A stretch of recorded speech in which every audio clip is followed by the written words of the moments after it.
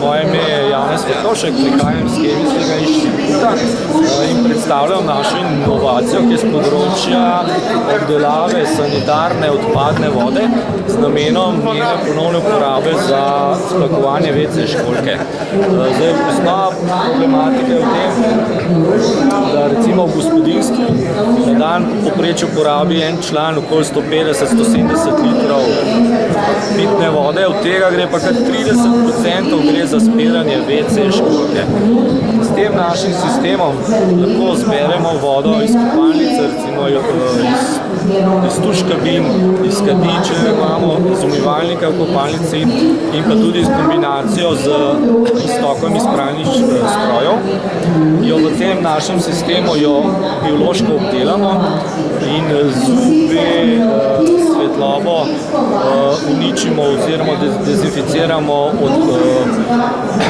odvečne bakterije in jo nato uporabimo za splakovanje WC školjke. S to obdelavo preprečimo, da bi prišlo v sami napeljavi pa v WC školjki do razvoja teh mikroorganizmov, prekomernega razvoja, ki bi povzročal smrad in bil v bistvu tak negativen učinek ostalih procesov, ki so bili do zdaj uporabljeni v te namene.